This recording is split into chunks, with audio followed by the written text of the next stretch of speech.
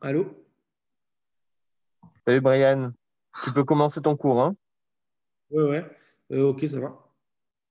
Là, on voit bien l'écran avec le crâne et à côté le cours, c'est bon? C'est bien. Est-ce que tu peux zoomer à droite, enfin sur ton où il y a le cours? Zoomer. Attends, c'est bon comme ça? Parce qu'après, il faudrait que je puisse avoir le crâne quand même. Bon, ça va, c'est bien, c'est bien. Ok. Donc, bon, je sais pas s'il y a des gens qui étaient là hier ou des gens qui n'étaient pas là. Mais en fait, ce qu'on a fait hier, c'est qu'on a lu les généralités, on a parlé de la constitution des os du crâne, on avait énoncé tous les os du crâne, on avait vu qu'il y avait une différence entre le crâne et la face, que le crâne, c'était la partie constituée par l'os frontal, l'ethmoïde, le sphénoïde, euh, le pariétal, le temporal et l'occipital. Ça, c'est les os qui constituent le crâne. Et que, donc en fait, si on regarde par rapport au logiciel d'anatomie, c'est les os que je vais sélectionner en bleu ici. On a celui-ci aussi, celui-ci, l'ethmoïde qui est ici, et de manière symétrique. On a celui-là, celui-là. Et ça, ce sont les os qui constituent le crâne. Et après, on avait vu que, à la différence, tous les os qui sont ici, qui sont restés couleur blanc, on va dire, eh ben, ce sont les os qui constituent la face qui seront, qui seront étudiés dans un deuxième cours, le cours sur la face. Et donc là, aujourd'hui, on va s'intéresser aux os du crâne. On avait vu que dans le crâne, il y avait encore une fois deux parties. Il y avait la base du crâne et la voûte. Que la base du crâne, c'était, si on regarde schématiquement, c'était les os qui constituent la base ici. Donc, c'est-à-dire que si on prend une droite, enfin, si on schématise, ça va être la droite qui va passer comme ça, hop là. Et tous les os qui constituent la voûte, ça va être ça. OK?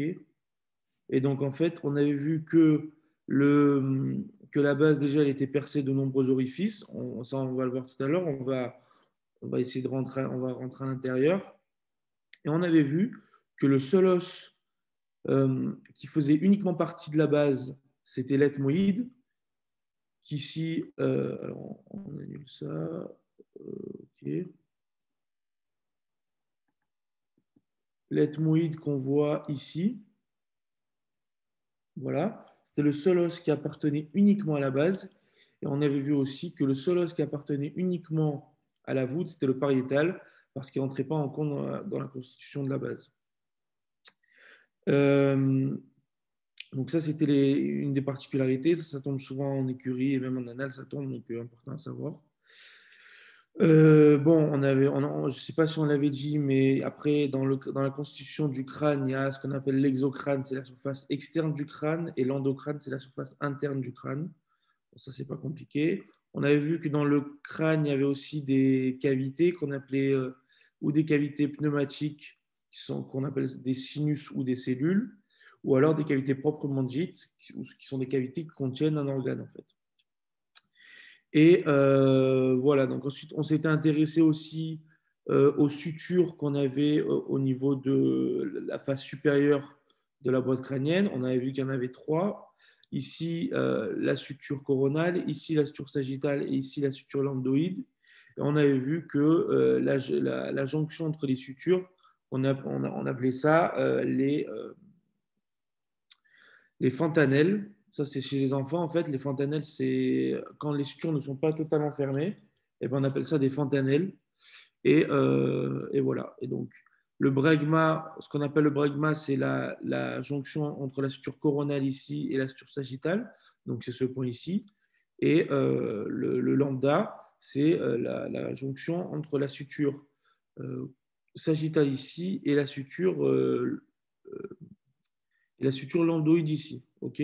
Donc voilà. Pour le moment, pas de trucs trop compliqués. Donc voilà, hier, on s'était principalement intéressé à la description de la face supérieure. Là, on va essayer de rentrer dans la face, de faire la face antérieure, la face latérale, La face inférieure, on verra que la face inférieure, ça va être un élément qui peut être posé en QCM de manière importante. Et ensuite, on va faire, on l'a fait quand même hier, on en a parlé en quelques mots, mais on n'avait pas trop le temps, de la morphologie interne. On va essayer de la voir un peu plus en détail. Et ensuite, voilà, hier, on avait parlé du sphénoïde. Voilà, il est là. On avait parlé du sphénoïde. Donc aujourd'hui, on va essayer de décrire l'os frontal, l'os ethmoïde. Et ensuite, si on a le temps, l'os occipital, je pense qu'on aura le temps. Après, le temporal, on va essayer de le faire, mais encore une fois, ce n'est pas la partie sur laquelle le prof s'étend le plus. Normalement, c'est Pirot qui fait le cours, le professeur Pirot, qui a dû vous faire des cours du 5 normalement au premier semestre. Après, je ne sais pas si cette année ça a bougé. Mais en général, c'est le professeur Pirot. Oui, ça, j'en ai pas parlé hier. À la fin du cours, il y a un tableau avec les principaux orifices de la base du crâne. Pirot, il adore poser des questions dessus. Donc, ce tableau, il faut vraiment le connaître par cœur. C'est pas super compliqué. Il y a plein de petits moyens techniques parce que ça se suit un petit peu. Donc, à connaître par cœur. Et voilà. Donc, on va reprendre à partir de la description de la face. Voilà. Donc, hier, on avait parlé de la face supérieure. Bon, c'était l'histoire avec les sutures. Je vais juste récupérer un crâne. Il n'y a rien dessiné dessus. Donc, on va enlever ça. Bon, je sais pas. Bon, on s'en fout. Donc, face antérieure.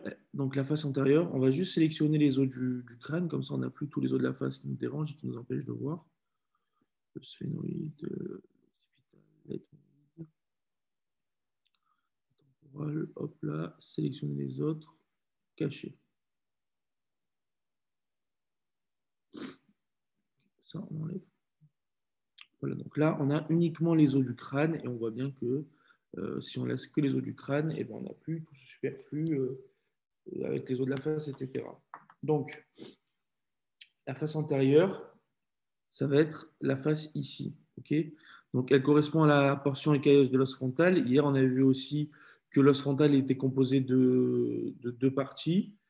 Une partie qu'on appelait une partie verticale ici et une partie qu'on appelait la partie horizontale. La partie verticale, on l'appelait aussi l'écaille.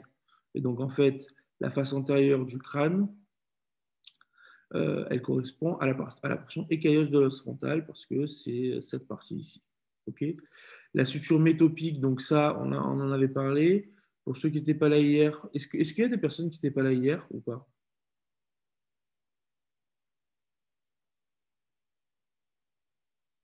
Si les personnes qui n'étaient pas là hier peuvent se manifester, sinon, comme ça, moi, je ne répète pas tout ce que j'ai dit hier. Personne? Tout le monde était là hier? Ok, impeccable. Donc voilà, donc hier, je vous avais expliqué ce bouton là. Voilà, donc la suture métopique, c'est ça, pour rappel. C'est la suture qu'en fait on voit ici qui est sur la glabelle.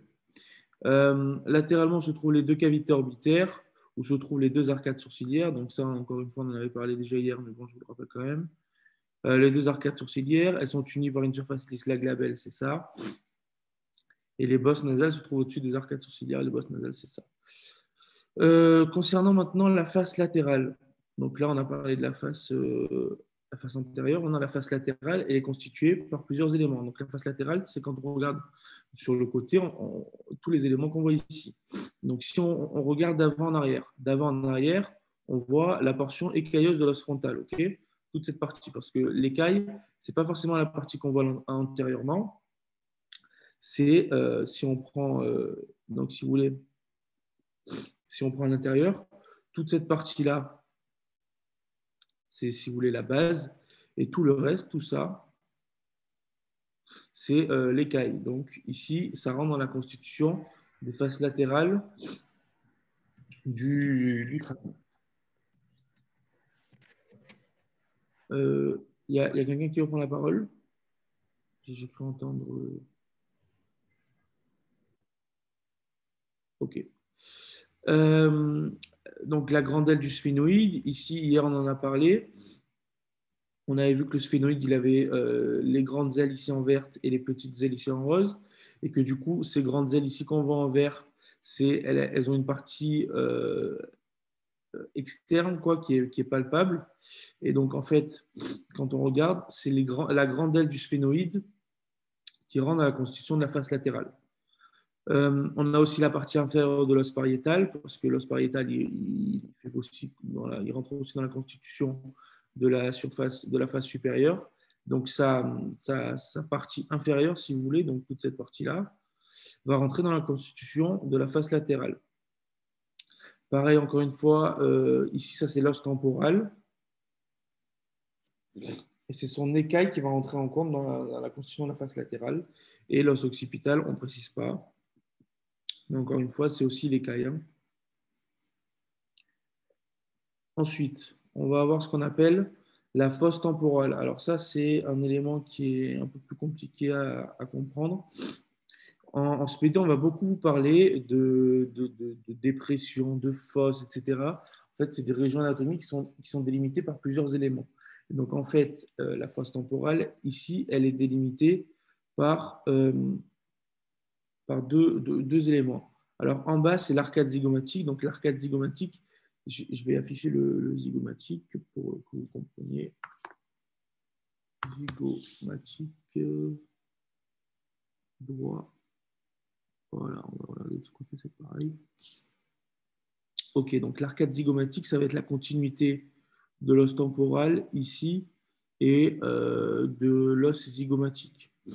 Et en fait, en haut, bon là on ne peut pas le voir parce que c'est la crête temporale supérieure, c'est une insertion du muscle temporal, ok. Mais là, du coup, je vais essayer de vous l'afficher quand même. Comment on fait déjà? On cherche.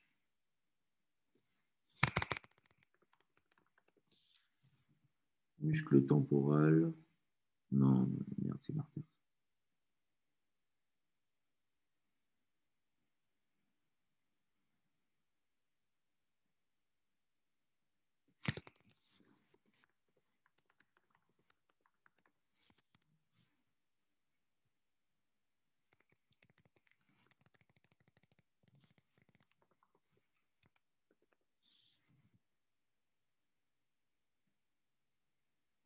Voilà.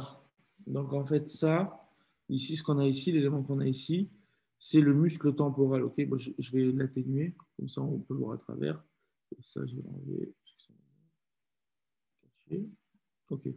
Donc en fait, ici, on voit que le temporal, il a une insertion qui se fait à cheval entre le frontal et le pariétal.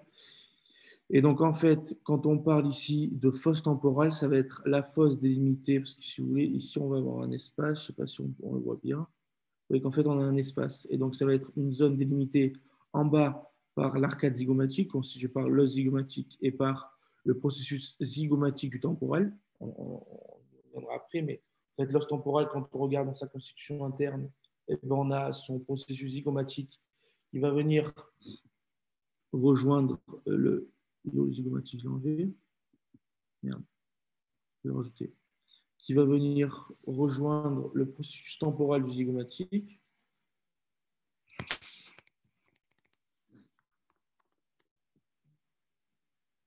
Voilà.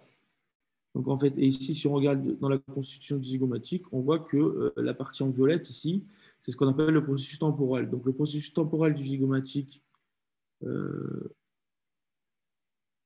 le processus temporal du zygomatique rejoint le processus zygomatique du temporal et forme ce qu'on appelle l'arcade zygomatique et c'est délimité en haut par une insertion musculaire qu'on ne voit pas ici puisqu'on peut pas avoir des insertions, mais en gros c'est à peu près dans cette zone. C'est un peu plus bas il me semble parce qu'en fait le temporal il a, il a plusieurs insertions, mais c'est dans un schéma il me semble du poly, ça vous le verrez plus tard. Mais voilà, donc fosse temporale, en haut, crête temporale supérieure et en bas, arcade zygomatique. Donc voilà, crête temporale supérieure, on peut vous faire le piège supérieur, inférieur, moyenne.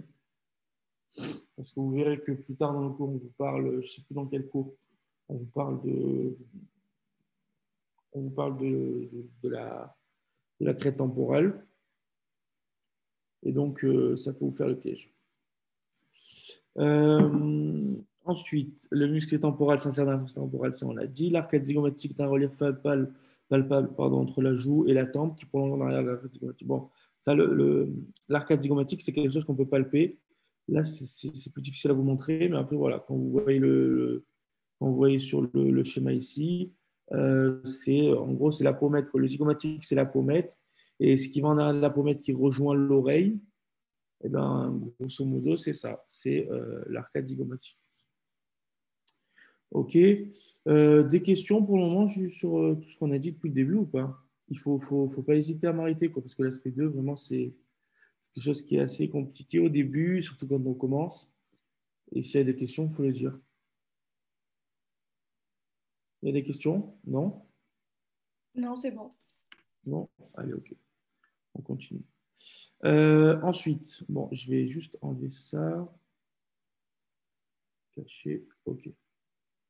Le méa acoustique externe. Donc, le méa acoustique externe, c'est ce petit orifice ici.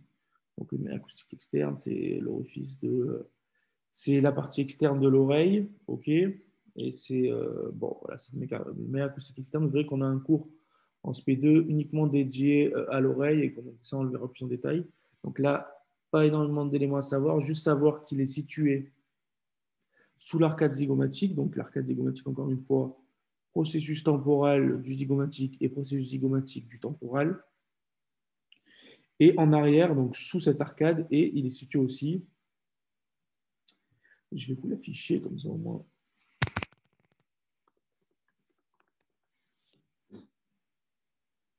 Voilà, donc, et en arrière de la mandibule. La mandibule, c'est l'os de la mâchoire. Bon, je ne sais pas si tout le monde le sait, ça normalement vous l'avez fait en UE5 pour les passes. Et pour les doublons, vous savez déjà ce que c'est. Donc ici, voilà, en arrière de la mandibule, parce que la mandibule est là, et sous l'arcade zygomatique. Ensuite, le processus styloïde se détache de la partie tympanique de l'os temporal. Alors oui, le processus styloïde, en fait, si on rentre dans la constitution de l'os temporal, vous savez que l'os temporal est assez complexe, il a une écaille, il a ici ce qu'on appelle le processus mastoïde, il a ici ce qu'on appelle du coup, on l'a vu, le processus zygomatique. Et à l'intérieur ici, on a ce qu'on appelle le rocher, qui est divisé en parties pétreuses, en parties écailleuses. Et ici, on a ce qu'on appelle l'éminence arquée. Okay, et en fait, si on regarde en dessous, la partie ici qu'on a en kaki, enfin, en vert, quoi, et bien en fait, ce qu'on appelle le processus styloïde. Et le processus styloïde, il a une particularité, c'est que contrairement à tous les autres processus où on a quelque chose plutôt de rond, etc., là, ça va être quelque chose de vraiment pointu et qui va avoir, si on regarde sur le squelette, une orientation qui va descendre vers le bas, donc antérieure en avant, vers le bas, et il me semble qu'il rentre à l'intérieur. Ouais, voilà. Il rentre à l'intérieur, donc qui est orienté de manière, on va dire, médiale. OK. Et ce processus styloïde, encore une fois, parce que là, toujours, on se base par rapport au méa acoustique externe, le processus styloïde d'une volumineuse saillie située en arrière du méa acoustique externe. Parce que là, parce qu'en fait, le processus styloïde, il s'insère ici. Et donc, c'est en arrière du méa acoustique externe. Mais ça, on le reverra quand on rentrera dans la constitution de l'os temporal.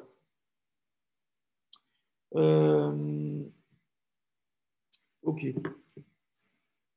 Donc, on va continuer. La face antérieure, on en a parlé grossièrement hier. Donc, c'est la face inférieure ici. Mais là, le schéma, pour le coup, il est plus facile à comprendre. Comme pour la base hier à l'intérieur, pour ceux qui étaient là, tout le monde était là. Mais on avait vu que la base ici, la base, elle était découpée en 3 étages. Le premier étage ici, le deuxième étage ici et le troisième étage ici. Et donc, je vais voir si je peux annoter là. Le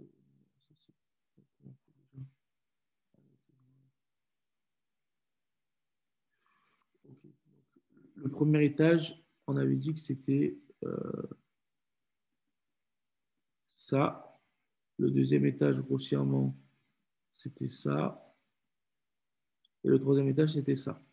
Eh ben, comme pour la base du crâne, sur la face inférieure, on va avoir aussi trois parties qui vont être divisées. Donc la partie antérieure qui s'articule avec le massif facial, parce qu'en fait, c'est là où va s'articuler tous les os de la face. Ça va être la portion orbitonasale de l'os frontal. Donc l'os frontal, en fait, ici, il y a les maxillaires qui gênent, mais si on enlève les maxillaires, c'est la portion orbitonasale de l'os frontal. Donc si on regarde ici sur le logiciel d'anatomie, ça va être ça, quoi. La portion orbitonasale, c'est ça. Parce que là, en fait, on l'avait vu hier, c'est la partie qui va constituer la partie supérieure des orbites. Et là, ça va être le toit de la cavité nasale. Ça, on le verra plus tard. Donc, portion orbitonasale de l'os frontal, l'ethmoïde qu'on voit ici. OK. Donc, si on regarde comme ça, sur la face inférieure, pardon, on va avoir l'os frontal, l'ethmoïde et la face inférieure de l'os du sphénoïde. En fait, c'est la face inférieure, mais euh, c'est aussi la face antérieure de l'os du sphénoïde. La partie moyenne, elle, s'étend de la limite postérieure des fosses nasales. Donc, on appelle en fait les choanes. Les choanes, c'est la limite postérieure des fosses nasales.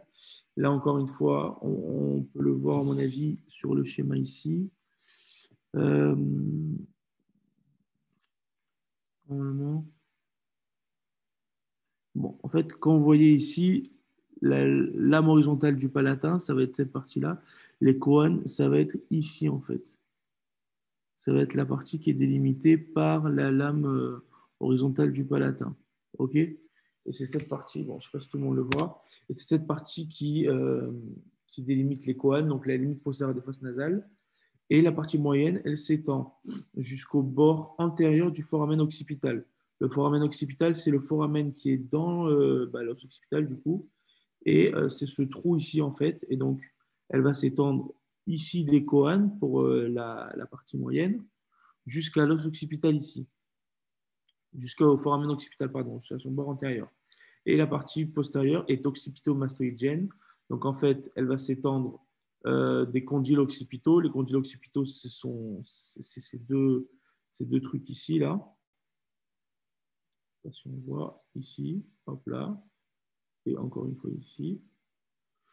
Et jusqu'au processus mastoïde. Le processus mastoïde, normalement, voilà, ils sont ici. OK? Donc ça, c'est pour, on va les enlever. Ça, c'est pour la face inférieure. La face postérieure, bon, encore une fois, c'est pas super intéressant, mais écaille de l'occipital, on a ce qu'on appelle ici la protubérance occipitale externe avec un relief médian plus ou moins marqué relié au foramen magnum. Le foramen magnum, c'est aussi ce qu'on appelle le foramen occipital ou le trou occipital. Et donc, il y a la protubérance occipitale externe ici, avec un relief médian en fait, qu'on voit, c'est comme, si vous voulez, un sillon, mais inversé, quoi. Si vous voulez, une bosse, mais sur toute une longueur, quoi. Je ne sais pas comment on pourrait dire ça. Qui est relié, du coup, qui relie le foramen occipital et la protubérance occipitale externe, qu'on appelle crête occipitale externe. De la protubérance et des crêtes par latéralement les lignes nucales. Alors, pardon. Les lignes nucales, bon là on ne peut pas les voir, mais sur un schéma du poly, il me semble que vous les avez. Et donc en fait, ce sont des zones qui partent ici, et encore une fois ici et ici, qui sont l'insertion, qui servent d'insertion pour les zones musculaires de muscle de la nuque. Brian, Oui, tu peux juste remontrer ce que c'est le foramen magnum? ouais, alors le foramen magnum, c'est ça en fait.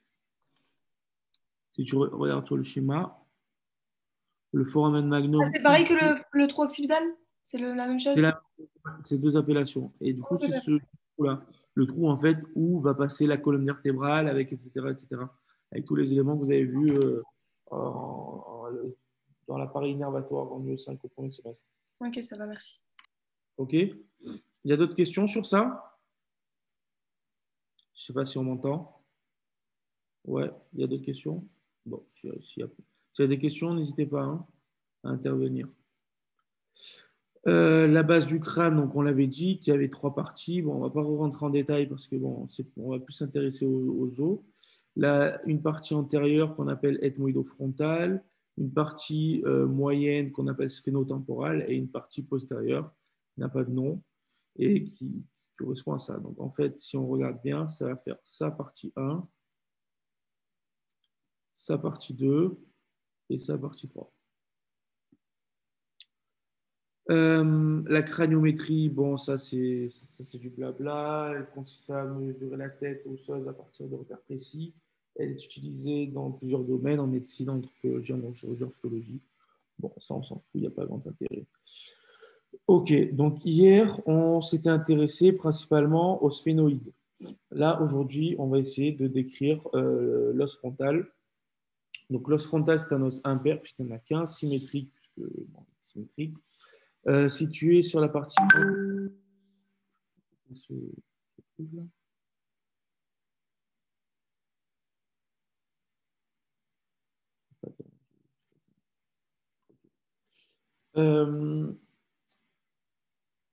il forme le front du coup. Il participe à la constitution de la calvaria. La calvaria, on avait dit que c'était la voûte crânienne du coup et de la fosse crânienne antérieure. Il est creusé par 2 sinus frontaux. Alors en fait, les sinus frontaux, je crois qu'il me semble qu'on peut les voir si on atténue l'os du crâne. Atténué. Et qu'on les fait apparaître ici.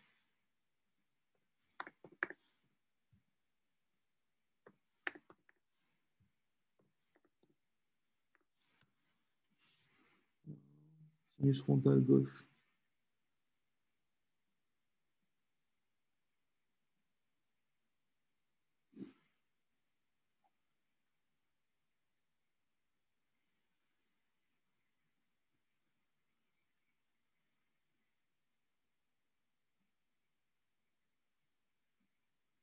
Voilà. OK. Donc, en fait, c'est des trucs, c'est ce qu'on appelle les sinus frontaux. Ça va être des cavités, si vous voulez. Je ne sais pas exactement si c'est des cavités, mais ça va être à l'intérieur de l'os du crâne. Vous verrez qu'on a un courant qui est sur les sinus.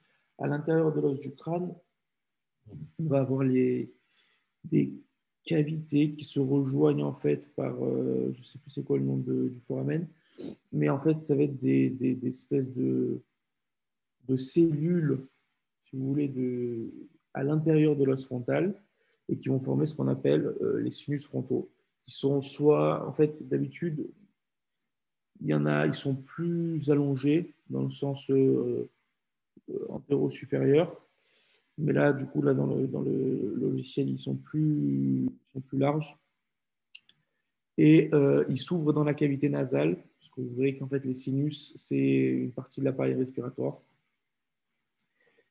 Mais ça, vous le reverrez plus tard, parce que vous avez un cours dessus. Et on en a parlé déjà, mais l'os frontal, il est constitué de 2 segments. On avait dit l'écaille et la portion orbitonasale. OK.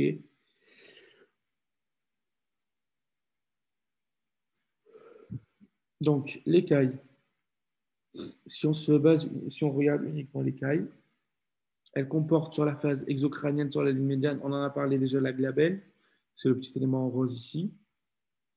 La petite bosse médiane prolongée en bas par la suture métopique. Donc, voilà, toujours. La glabelle, si on vous demande ce que c'est une petite bosse médiane. Donc, petite bosse, parce qu'en fait, bon, là, c'est pas trop, on ne voit pas trop sur le logiciel, mais ça fait comme un léger relief et qui est prolongé en bas par la suture métopique. La suture métopique, je vous en avais parlé, c'est la suture qu'on voit ici. OK, tac, tac, tac, tac, c'est la suture métopique. Donc, prolongé en bas par la suture métopique. Latéralement se trouvent les arcades sourcilières. Donc, c'est ça, hein, les arcades sourcilières, c'est ça. Et le bord supraorbitaire des cavités orbitaires. Voilà, le bord supraorbitaire, c'est ce qui est au-dessus de l'orbite, et donc c'est tout ça. Avec ici l'élément qu'on appelle le processus zygomatique de l'os frontal, parce qu'il va se relier avec l'os zygomatique. Et donc voilà, le bord supraorbitaire, donc tout ce bord-là se prolonge et se termine latéralement par les processus zygomatiques. La face endocrânienne, donc ici, là on ne le voit pas, mais en fait elle est creusée par un sillon médian. Le sillon du sinus sagittal supérieur, c'est en fait, je ne sais pas si on peut, non, il n'y en a pas. c'est un sinus qu'on ne voit pas ici. Là, il ne faut pas confondre avec ça. C'est un sinus qui part comme ça et qui, en fait, avec l'occipital, on l'a aussi sur le pariétal et l'occipital. Mais là, sur le pariétal, c'est plus difficile à montrer parce qu'il y a la suture.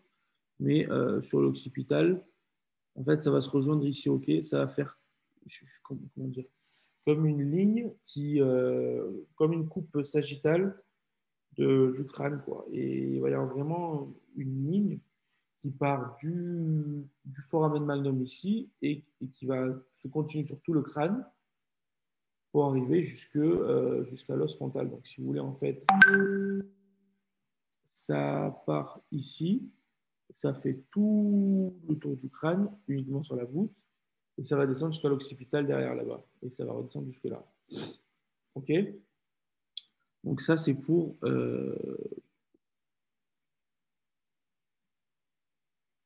OK, donc ça, c'est pour l'écaille. Et du coup, l'écaille s'articule en haut avec les os pariétaux. Oui, parce que là, on voit que ça s'articule avec les os pariétaux. Et en bas, avec l'os phénoïde. Bon, il s'articule aussi avec l'ethmoïde. Je ne sais pas pourquoi ce n'est pas précisé. C'est plus la portion orbitonasale. Donc là, pour l'écaille, c'est vraiment sphénoïde, ethmoïde.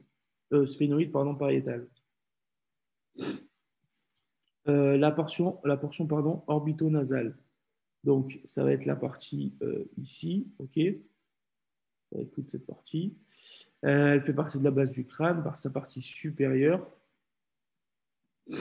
Bah oui, parce qu'en fait, la partie inférieure, on a dit que ça rentrait dans la constitution de la cavité orbitaire. Et la partie supérieure ici, ça rentre dans la constitution de la base. Parce que quand on regarde le schéma ici,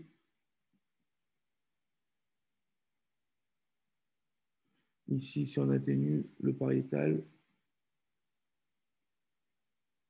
eh ben, on voit que c'est la partie supérieure de la portion orbitonasale qui rentre en compte dans la constitution euh, de la base. Elle participe à la formation de l'orbite, ça on l'a dit, et de la fosse nasale, ça je vous l'ai dit aussi. En fait, si on veut ici, c'est ce qui rentre en compte dans la constitution de l'orbite. Ça, c'est la cavité nasale. Alors attendez, je suis désolé, je ne sais pas pourquoi il y a le... Est-ce que vous l'entendez le bruit là? Il y a une notification, je n'arrive pas à l'enlever. Vous entendez le bruit ou ça ne vous dérange pas? Ouais, on l'entend. Alors, je vais essayer de l'enlever.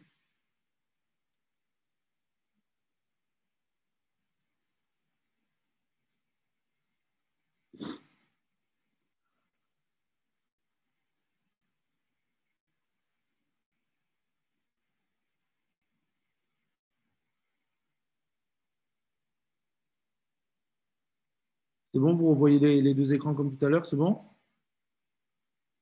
Normalement, Oui. on devrait plus entendre le bruit. OK. Elle participe à la formation de l'orbite et de la formation de la fosse nasale inférieure. OK, ça on l'a dit. Elle présente en arrière une large échancrure. Donc c'est ça, hein, c'est l'échancrure ici qu'on voit. C'est ici, hop là. Une échancrure en forme de U ouvert en arrière, c'est ce qu'on appelle l'échancrure ethmoïdale. En fait, c'est là où va venir se placer l'ethmoïde. OK. Si on regarde par transparence, l'ethmoïde va venir se placer sur le flanc.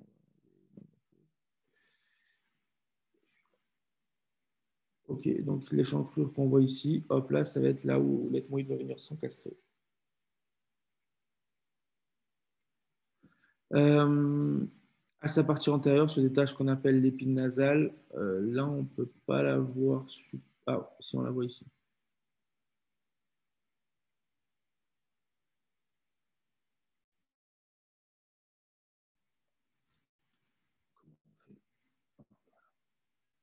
Ici, c'est ce qu'on appelle l'épine nasale. Euh, et elle se détache de sa partie antérieure de la portion nasale. Donc voilà. Donc tout ça, c'est pour l'os frontal. L'os frontal, ce n'est pas le plus compliqué. Il n'y a pas énormément de choses. Il y a juste à savoir cette histoire de glabelle. Il y a juste ici ce petit point bleu qui sont les incisures supraorbitaires. Ça, vous le voyez normalement dans le cours sur l'orbite. Et c'est le lieu de passage d'un nerf. Il me semble que c'est le nerf optique. Non, ou le nerf ophtalmique, je ne sais plus. Bon, c'est le lieu de passage d'un nerf. Ce n'est pas écrit dans le cours de la face, du crâne, pardon. mais dans le cours sur l'orbite, c'est marqué, on vous parle de cette petite échancrure, parce que dans le cours de l'orbite, vous verrez qu'en fait, on va vous décrire la cavité orbitaire sur 2 pages, et qu'on va décrire vraiment chaque détail. Et donc, voilà. Donc ça, c'était pour l'os frontal. Maintenant, on va s'intéresser à l'os ethmoïde, qui est un petit peu plus complexe. L'os ethmoïde, donc voilà, il ressemble à ça. Il est un petit peu spécial. Donc c'est un os, encore une fois, lui aussi, qui est impair et symétrique, puisque bon, il n'y en a qu'un et symétrique, puisque on voit qu'il est symétrique. Il s'insère dans l'échancrure de l'os frontal. Donc on avait vu tout à l'heure l'échancrure en U, qu'on vient de voir là, tout à l'heure là. L'ethmoïde, il va s'encastrer dedans. Il participe à la formation des orbites et de la cavité nasale. Donc, en fait, la cavité nasale, il participe avec sa face inférieure. L'orbite, il participe avec sa face latérale. Et il me semble qu'il participe même au septum nasal avec la lame perpendiculaire de l'ethmoïde, qui est une partie de l'os ethmoïde. Et donc, si on regarde un peu plus en détail la constitution de l'os ethmoïde, il est constitué de 4 parties. La lame criblée, c'est ce qui est en gris ici. Voilà, la lame criblée, donc c'est une lame qui est trouée. La lame perpendiculaire, c'est ce qu'on a vu en rouge tout à l'heure. Et les 2 labyrinthes ethmoïdaux, qui sont en fait, c'est les 2 parties qui sont là. Une ici et une là. Masse latérale contenant des cellules ethmoïdales. Donc, au début du cours, je ne sais pas si vous vous souvenez, on a parlé de cellules, ok? On avait dit que, alors c'est à quel endroit, voilà. Tous les os du crâne, sauf le pariétal occipital, sont creusés de cavités. On a soit des cavités pneumatiques, donc on appelle sinus ou cellules. Et en fait, ça va être des petits creux qu'on va voir ici. On ne les voit pas très bien ici, parce qu'en vrai, je crois qu'il y a un schéma dans le cours où on le voit bien. Voilà, donc en fait, ici c'est un schéma, c'est schématique, hein, mais vous voyez qu'en fait, sur les labyrinthes ethmoïdaux, on a des cellules de partout. Là, ce n'est pas super bien représenté, mais on a des cellules de partout qui vont venir, qui vont créer des sinus qu'on appelle les sinus ethmoïdaux. Il me semble, si je ne dis pas de bêtises, qu'au niveau de l'ethmoïde, on est entre 9 et 18 par labyrinthe. Ça dépend, après, c'est des variations anatomiques entre les individus, mais on en a pas mal, quoi. Et voilà, donc les labyrinthes ethmoïdaux, lame perpendiculaire et lame criblée, ce sont les 4 constituants de l'ethmoïde. Et l'ethmoïde, il s'articule avec plusieurs éléments. Donc, si on regarde, il s'articule avec l'os frontal. Alors, celui-là, je vais le rafficher. Il s'articule avec l'os frontal ici. Il s'articule avec le sphénoïde ici. OK. Ensuite, il s'articule aussi avec les os lacrymaux. Ça, je vous les ai pas encore. Les os lacrymaux, je vais vous les mettre comme ça au moins.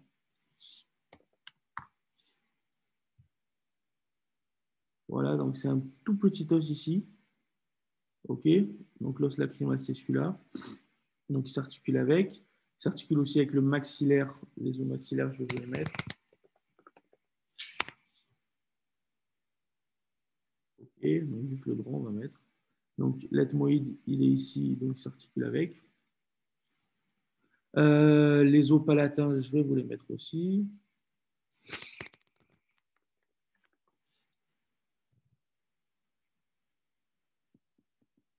Voilà, donc c'est l'os qui est ici, on voit bien qu'il s'articule. Les cornets inférieurs, bon, enfin, je ne vais pas tout les rajouter, mais les cornets inférieurs, c'est des éléments, les cornets inférieurs et les vomères sont des éléments que vous verrez durant le cours sur la face. Et pareil pour les os nasaux, c'est un tout petit os qui vient se mettre juste ici, en fait, et qui s'articule avec l'ethmoïde par la lame perpendiculaire de l'ethmoïde. OK. Maintenant, on va rentrer un peu plus en détail dans la constitution de l'ethmoïde. On va avoir ce qu'on appelle ici la lame criblée. Donc, la lame criblée, c'est celle qui va venir s'encastrer vraiment proprement dans l'incisure ethmoïdale de l'os frontal. Elle forme le toit de la cavité nasale parce qu'en fait, si vous voulez, la cavité nasale, elle va avoir, ça va être une cavité qui va avoir pour toi déjà l'ethmoïde, mais qui va remonter jusqu'au ici là, jusqu'à la lame criblée. C'est pour ça qu'on dit que la lame criblée forme le toit de la cavité nasale. Sa face supérieure comprend dans le plan médian ce qui est en bleu, c'est ce qu'on appelle la cristagallie ou crête sagittale. Et de chaque côté sagittalement, des gouttières olfactives. Donc, les gouttières olfactives, c'est les petits trucs que vous voyez en gris ici, avec tous les trous, les orifices. Celles-ci sont perforées de nombreux orifices de foramen ethmoïdaux destinés au nerf olfactif. C'est ce qui va, le nerf olfactif, c'est ce qui va vous permettre de sentir les odeurs, quoi. Donc, ça, c'est pour la lame criblée. La lame criblée, on retient quoi? Constituée par les gouttières olfactives, en gris ici, la cristagallie, en bleu, enfin en bleu ciel ici, et forme le toit de la cavité nasale. Ensuite, la lame perpendiculaire, ça va être cet élément en rouge ici. Okay, donc, elle forme la partie antéro-supérieure du septum nasal. En fait, vous verrez qu'en fait, le septum nasal, il est constitué par deux os. Le septum nasal par l'ethmoïde, du coup, par sa lame perpendiculaire, et aussi par le vomer. Et le vomer, en fait, il va avoir la forme complémentaire de l'ethmoïde. Et ça va former le septum nasal.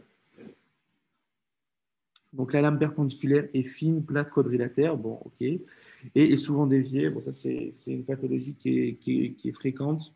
Une déviation de la cloison nasale et qui est due soit à une déviation de la lame perpendiculaire, soit à une déviation du vomer. Les labyrinthes ethmoïdaux. Ok, donc là, maintenant, on va s'intéresser à ça, c'est ce qu'on a vu tout à l'heure.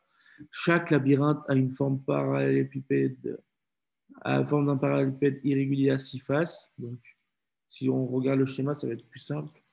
Forme de 6 faces, une face, deux faces, trois faces, quatre faces derrière, une face ici et une face qu'on ne voit pas, la face médiane. La face latérale, du coup, est orbitaire. Parce que si on regarde ici, la face latérale des labyrinthes, elle rentre dans la constitution de l'orbite. La face médiale est nasale, parce qu'en fait, on voit qu'ici, non.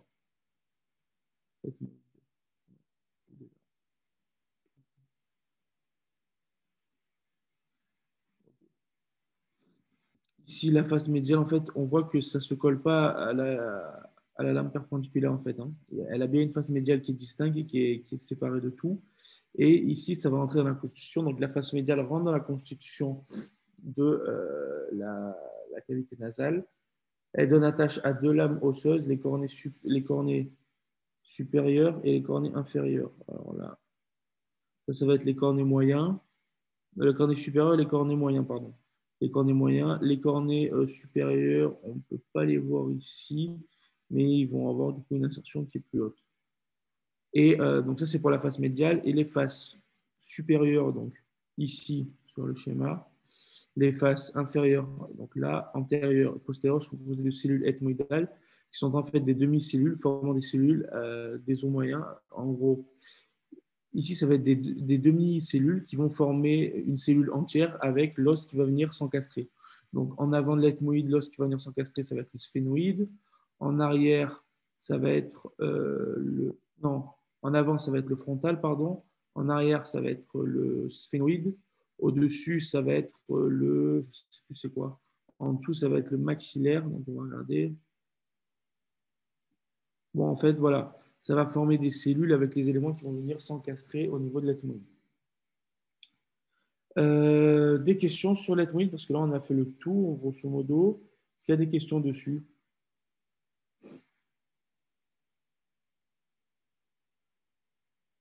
Non, c'est bon? Ok.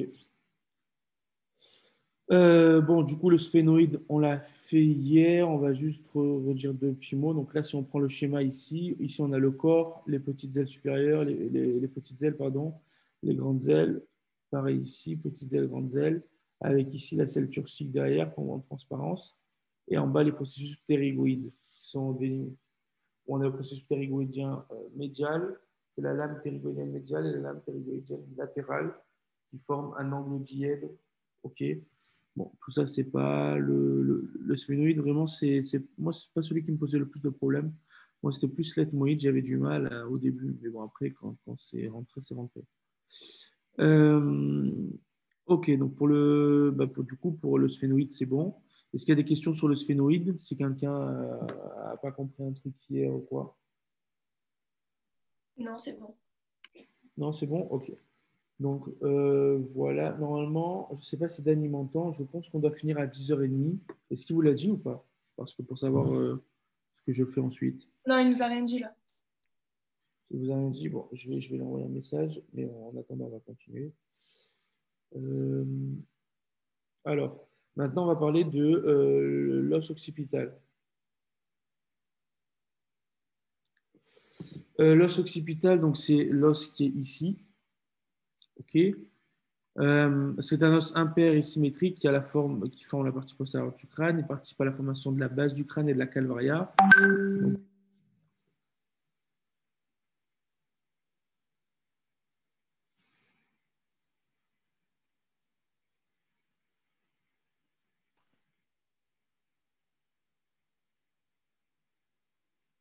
désolé. L'os occipital, c'est un os impair et symétrique qui participe à la formation de la base du crâne et de la calvaria. Il présente 4 parties entourant le foramen magnum. Donc voilà, en fait. Ah voilà, donc ici on les voit tout à l'heure, ce que je vous disais. Ici on a oh là là, la protubérance occipitale externe et les crêtes occipitales, la crête occipitale externe et les lignes nucales en fait. Les lignes nucales, ça va être ça, ça, ça et ça. Ici, on peut les voir mieux. Donc, il participe. Pardon.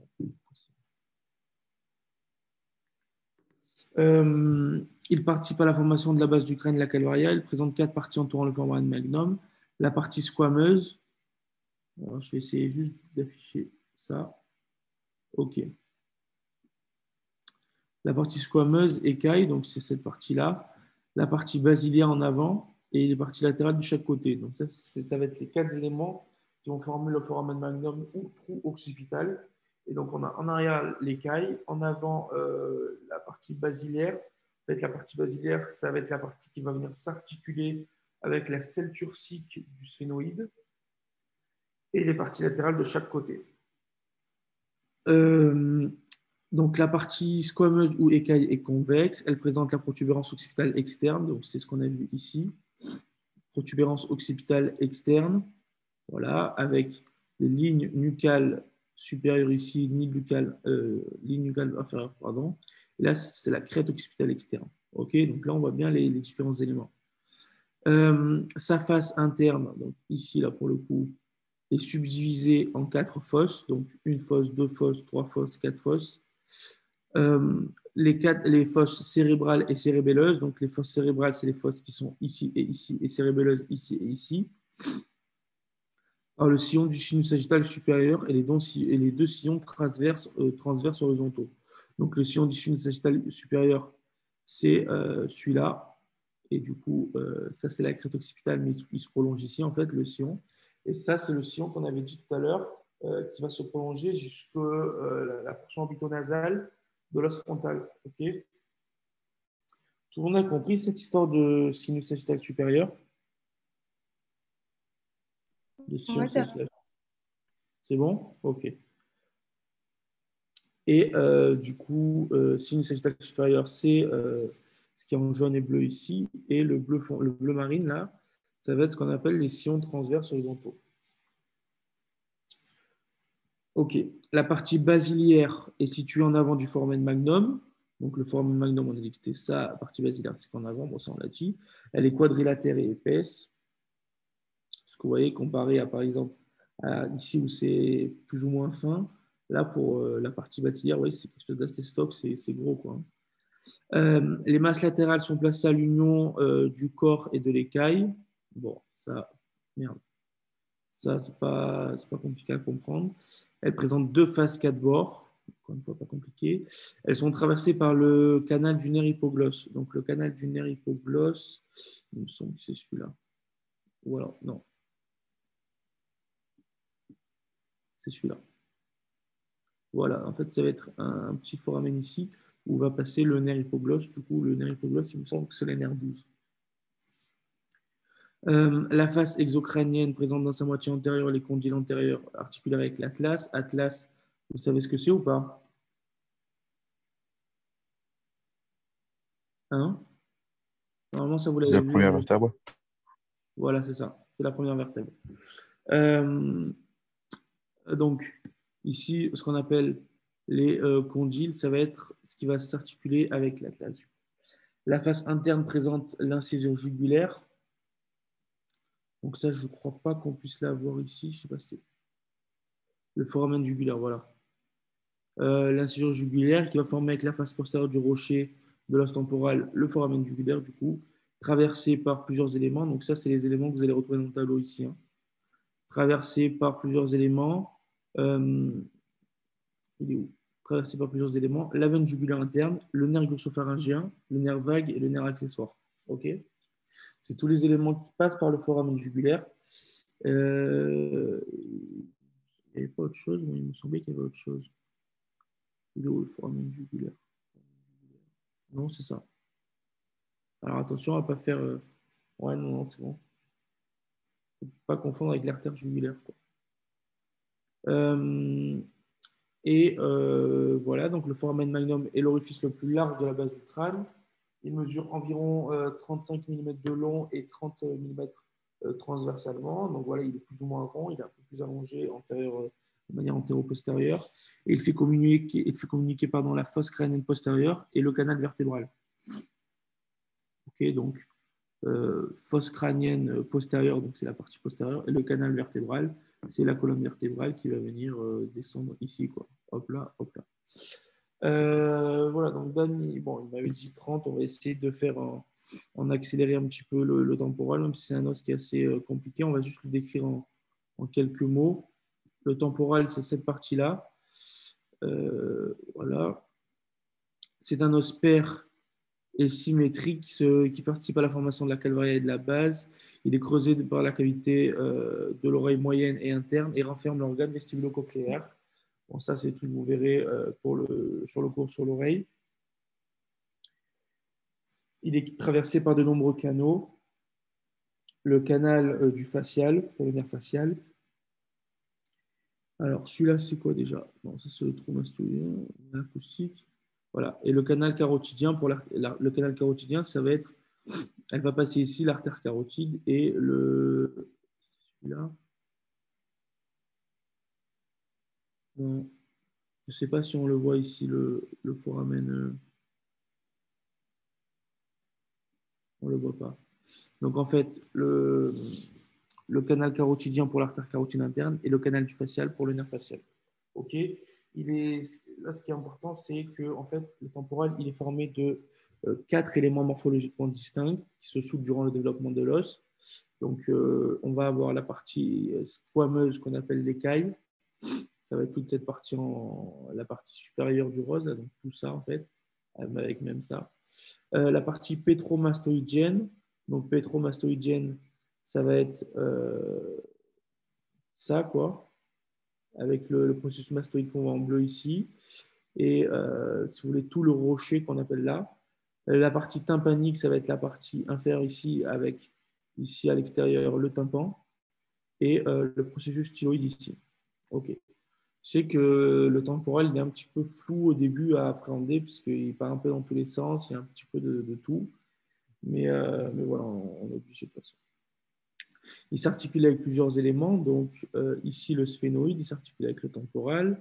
Il s'articule aussi avec le pariétal. Il s'articule avec l'occipital. Il s'articule avec le zygomatique, du coup, par son processus zygomatique. Et il s'articule aussi avec la mandibule, parce que la mandibule, elle va venir s'encastrer ici, okay, dans cette fosse-ci qu'on appelle la fosse mandibulaire.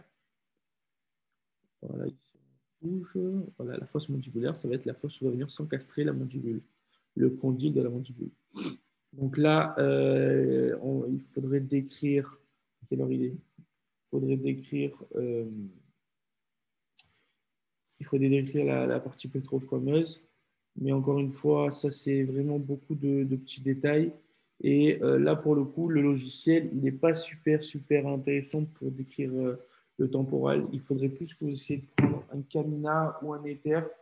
Moi, je recommande vivement le Camina. Je sais que le Camina, il y a énormément d'éléments anatomiques, les artères, les muscles, les veines, tout ça, qui ne sont pas forcément dans le logiciel, mais qui sont du coup dans le Camina. Donc, c'est bien de travailler avec le Camina quand on fait les cours. Le processus mastoïde, donc la partie pétreuse, juste pour quelques mots dessus, quoi, ça va être toute cette partie-là. Okay, la partie ici. Hop là, toute cette partie-là, supérieure. OK? Et inférieure, ça, c'est la partie tympanique. Le processus mastoïde, c'est cet élément ici. C'est en fait, c'est derrière l'oreille, vous sentez normalement une petite boule. Enfin, pas une boule, mais un truc assez volumineux. Ben, c'est ça le processus mastoïde, c'est le truc que vous pouvez vous palper derrière l'oreille.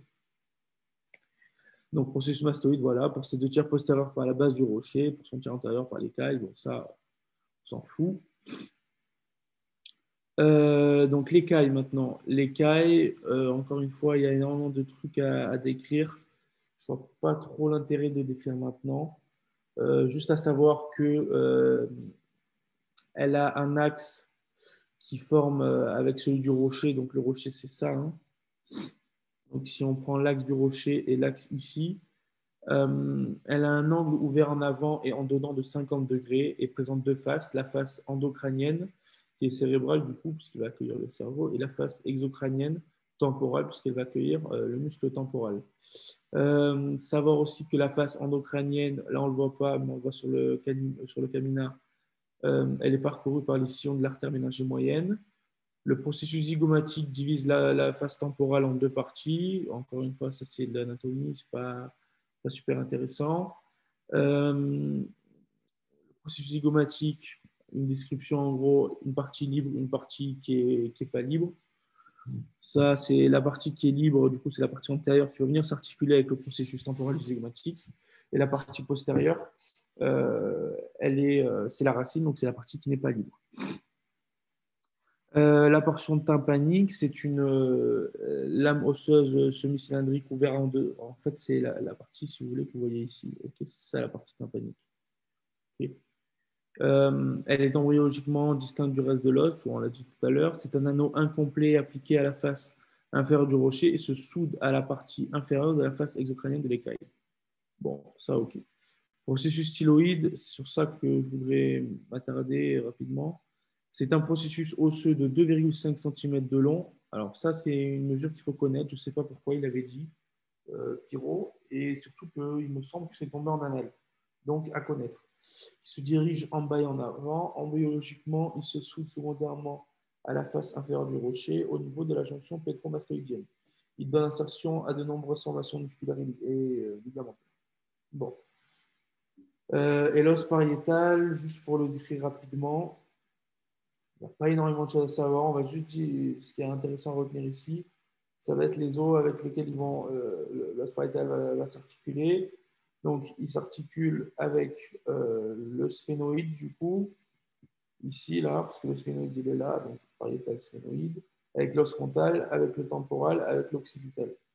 Et avec, du coup, son homologue contralatéral, qu'on ne voit pas ici, mais s'articule avec l'os pariétal. Voilà, donc là on a décrit, désolé pour le temporal et le pariétal, on n'est pas rentré trop dans le détail, mais on n'a plus de temps parce qu'il faut finir à 10h30. Et on a aussi ce tableau vraiment à connaître par cœur, et j'insiste dessus, vraiment savoir exactement à quel endroit, c'est dans l'ethmoïde, c'est à la face antérieure, à la face moyenne, à la face postérieure. Vraiment savoir exactement le tableau, il faut le connaître vraiment par cœur. Vous verrez de toute façon que Pierrot il va vous dire que vous demandez de le connaître par cœur. Donc vous n'allez pas avoir le choix. Et franchement, si jamais vous posez une question dessus, c'est des points gratuits parce que vraiment, c'est pas compliqué et c'est quasiment sûr qu'ils posent chaque année une question dessus. Donc vraiment, ce serait bête de perdre un point sur un tableau tout bête à apprendre.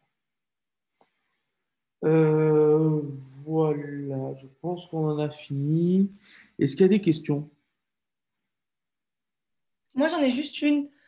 Oui, je t'écoute. En gros, à chaque fois, on parle du rocher de je sais pas quoi, mais je sais jamais ce que c'est. Eh bien, le rocher, en fait, alors, je vais te montrer. Le rocher, ça va être sur le temporal. Déjà, le rocher, ça rentre dans la constitution de l'os temporal. Ça va être, si tu veux, toute cette partie-là. Alors, je vais essayer de la noter. Ça va être toute cette partie-là. OK? Tout ça, c'est le rocher. Ok, d'accord. Et donc, ah non, merde. Et donc, en fait, le rocher, il se continue en dessous, tu vois. Ça, c'est le rocher. Là, encore une fois, tu peux voir Ça aussi, c'est le rocher. Je te le remets dans le ouais, tu vois. Ça va être, ça a une orientation, si tu veux, antérieure et médiale. Et voilà, c'est le rocher. OK? Ok, Il ça va, merci. y a d'autres questions? Faut pas hésiter, hein. Bon, ça va, s'il n'y a pas de questions. Juste Dan m'a dit de vous dire qu'apparemment la biologie cellulaire, ce serait ce soir. Je ne sais pas si vous en a parlé. Donc voilà, ce soir, c'est la biologie cellulaire. Dernier truc, je ne sais pas si vous avez mon numéro pour les questions en SP2. Je vais quand même vous le mettre rapidement. Je vais vous l'écrire ici, comme ça au moins.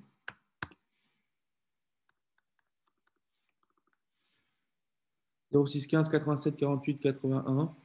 Si jamais vous avez des questions, n'hésitez pas. OK? Vous me demandez, j'essaye de répondre le plus rapidement possible. OK? Tout est bon, pas de questions, pas de nouvelles questions? Non, c'est bon, merci. C'est bon? Bon, ben voilà. Ben, bon courage à tous, travaillez bien et on croise les doigts pour vous demain les résultats. Merci. Merci.